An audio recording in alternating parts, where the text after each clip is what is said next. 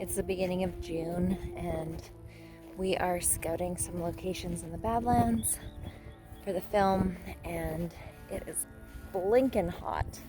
It's gorgeous. You can see, absolutely gorgeous.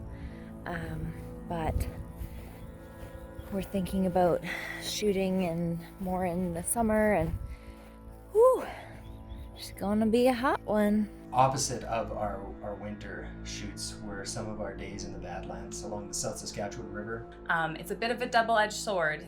The Badlands are beautiful and gorgeous and you get these stunning shots, but they also are a challenge and they are very difficult and demanding. It ended up just the way things were scheduled and the way we had to do Haven, we couldn't do Badlands in the fall, so we had to move them to summer. It was so hot some days in the Badlands. It was plus 40, which is like over 100 in Fahrenheit. It was just brutal to be out there. The sun would be just beaming on you, no clouds in sight, and trying to stay cool and still without having your sweat drip on everybody. And we would be kilometers away from our truck, let alone any other shelter. So we all had to just buckle down, bring the proper gear, enough water reserves to be able to sustain that, sometimes for hours and hours at a time. All of our Badlands in the area are within grasslands, and the problem with such warm temperatures in the summer, when we don't get as much rainfall here, is that the grass starts to dry off.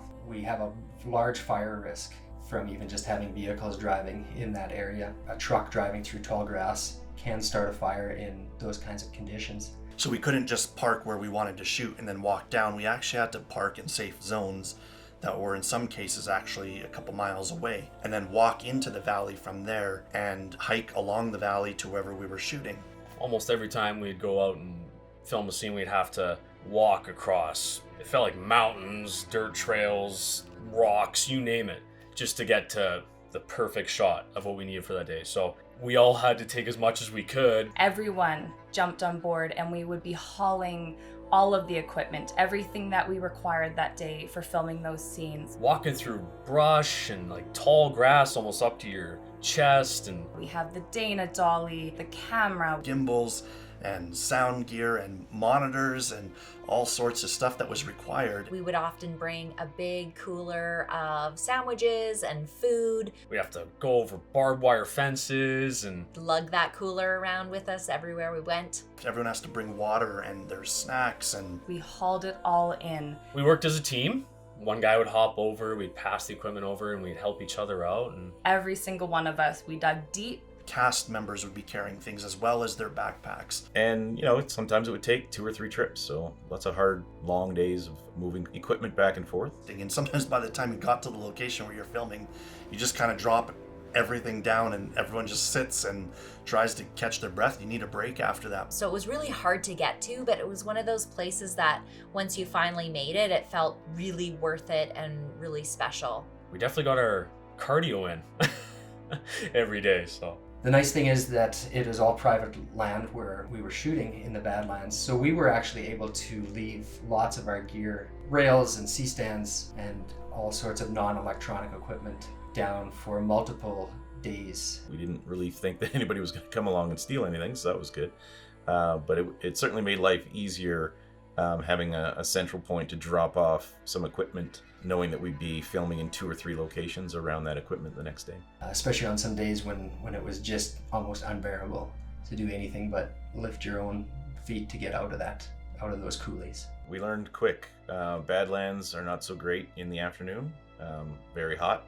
So we ended up shooting in the morning. We'd siesta in midday to beat the heat and then go out in the evening often. Getting up early, getting out there for the morning sun.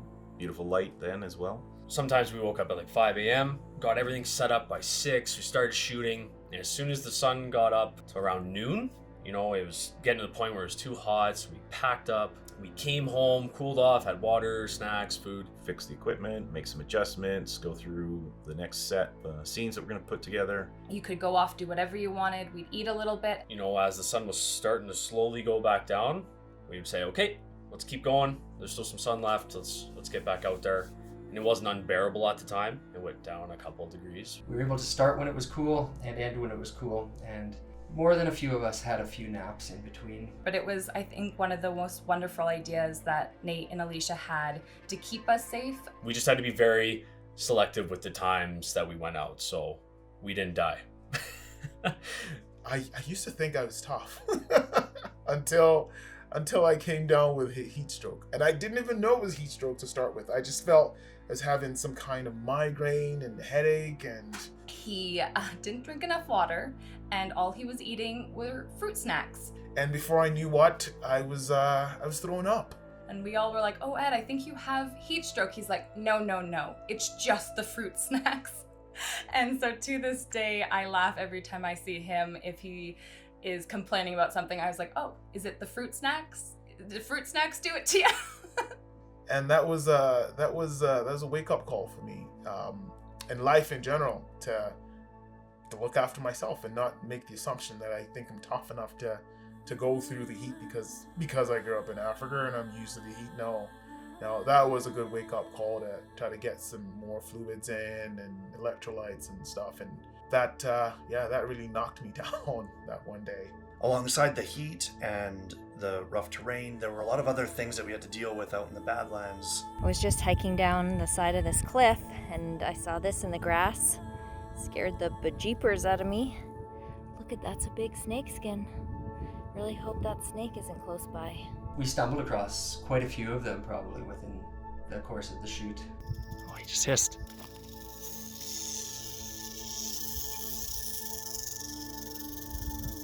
It was a real thing that we had to brief the cast and crew on, to watch out, to always look where you're putting your foot, where you're sitting, where you're walking. You didn't want to surprise one or step on one or stick your hand in a hole and get bit by a rattlesnake, because they're very poisonous. But the nice thing about rattlesnakes is they let you know where they are and if you get too close to them, and there was never any trouble with them, even though we were definitely within their territory for multiple days in the course of filming Father of Nations. One thing I'm forever grateful for is the fact that Knox's character dies before they get to the Badlands, because hearing some of the horror stories that came out of their shoots where, people had to be finding cover because the weather was so hot, just extreme conditions to be shooting in. I was so glad I wasn't a part of it. And the rattlesnakes being rampant there sounds like bullshit. One thing that remained from my very first draft ever was an ending with rain. I read the scene where it rains. I just thought to myself, how are we gonna make it rain in the Badlands, in the desert? I knew growing up in this area that there was no possible way, first, that we were going to luck out and get a rain shower to come through right when we needed it, right when we would film it. And I also knew that on the off chance that would happen, there would be no possible way that we could film it, because when the Badlands in this area get wet, they get so slippery that you can't move around, you can't get vehicles in or out, your shoes get bigger and bigger as the clay binds to your shoes more and more, and there would have just been no possible way for us to actually film a rain shower coming across in those final scenes. There's some very creative folks on the crew that did a lot of testing and figuring out how to make it rain in the Badlands. So we had to figure out a way to actually make it rain and control it in the Badlands, and to do it safely so we could still, as cast and crew, walk around and move and not slip. It had to be done really well because it was so integral for the emotional kind of climax of Ibrahim and Soleil. And I thought, why don't we try to do this the easiest way possible? Most farmers and ranchers are set up with firefighting equipment, which is basically just a tank of water and a high volume pump with a fire nozzle on the end. When we were filming this, we had to find spaces that we could kind of get to that looked like they were in the middle of the Badlands, but still had a relatively easy access compared to a lot of the places we had been. You could get some of Ed's rain stuff done in this area. We're close to the road, right? We were going to have to get a big tanker truck down there, a big truck with a massive tank of water close to the site. And we couldn't drive right up, but we could get it in the ballpark area. We have to empty some of that to get back out. Yeah. That's the plan. And then from there, we had these big white tubs that were empty that we'd haul down the hill. closer to the site where we were going to film, and then we'd pump water from the big truck into those, and then from there we could use a fire hose essentially to launch in the air and then let it rain down and fall naturally on the characters in the shot. So the amount of work it took to even just get the water down into the valley, into the Badlands, was pretty significant. And then you would drain that tub of water within I think it was 60 seconds we would have, maybe a little more, but it was a very short amount of time, and then we'd have to pump and refill it before we could shoot again with the rain. Pump.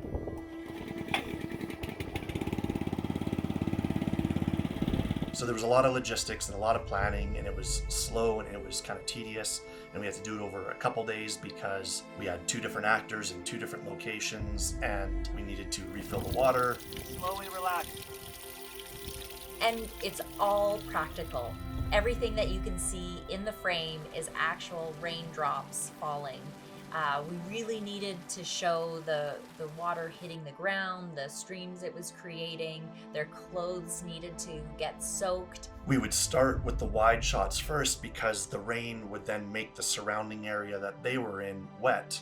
Then we would go in closer because we couldn't dry the terrain fast enough to, or let it dry fast enough to go. So always started wide, then moved into the closest like that. I remember that after every take, someone would have to throw a towel onto us and dry my face and dry my hair. Funny enough, when we shot the rain scenes, for how hot it had been in the Badlands, it was really, really cold that day. I remember trying to control my body shaking from the cold just so it wouldn't show on camera. This isn't a hot shower that poor Ed and Liz were getting rained on. It was as warm as it could be, but it was still cool. Yet this moment was supposed to be about a relief and a hope and the life inside them being rejuvenated or reawoken. So they had to perform this was the thing they needed most. The rain would come, he had to be totally relaxed, no shivering at all. It needed to be this really serene, beautiful moment. And he was fighting the whole way through chattering teeth and soaking wet. Yeah, it ended up being really beautiful.